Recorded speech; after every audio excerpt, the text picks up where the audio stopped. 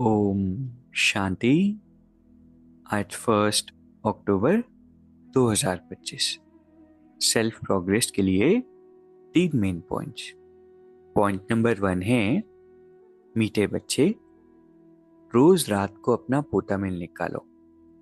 Diary रखो तो डर रहेगा कि कहीं घाटा ना पड़ जाए। ये भी बहुत अच्छी ट्रिक है चार्ट लिखने की। बाबा हमेशा कहते हैं कि बिरला ही चार्ट लिखेगा।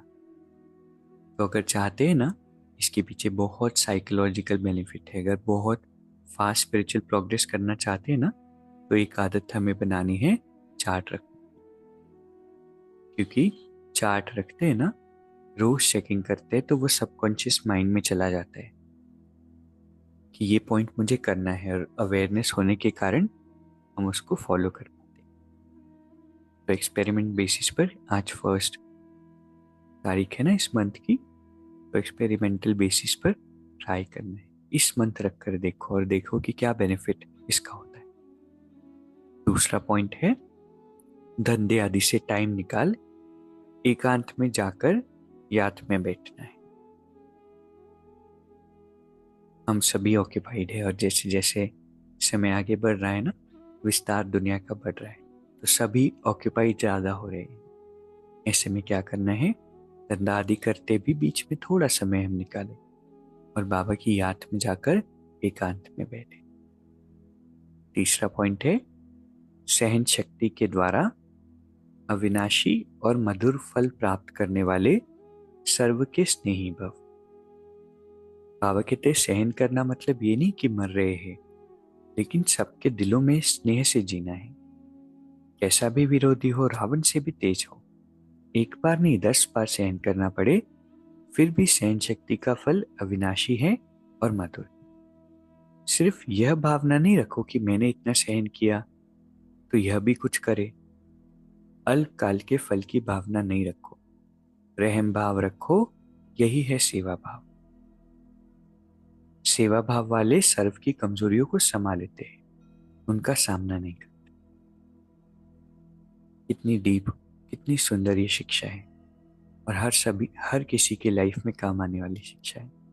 कभी कभी किसी किसी का स्वभाव ऐसा होता है कि हमें सहन करना पड़ता है, लेकिन बाबा कहते सहन करना मतलब मरना नहीं है। क्योंकि यही सवाल आता है कि मैं क्यों सहन करूं हमेशा। बाबा कहते जब सहन करते तो इसका जो फल होता है वो मीठा होता है, अविनाशी होता है, और जो सहन करता है वो सभी के दिल में स्नेह से जीता है। क्योंकि अच्छों के साथ तो अच्छा कोई भी रह सकता है। तो आज की 3 सुंदर शिक्षाएं हैं। पहला है, रोज रात को अपना पोता मेल रखना है। आज से रखेंगे ना, जो रखेंगे वो चैट बॉक्स में कमेंट में लिखेंगे। दूसरा है, धंधे आदि से भी टाइम निकालकर एकांत में जाकर याद में बैठ।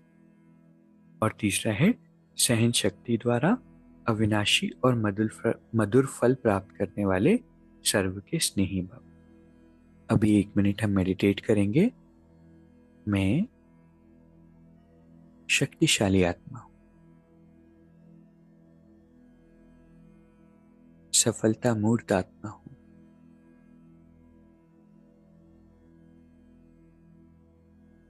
स्व परिवर्तक, सो विश्व परिवर्तक आत्मा हूं,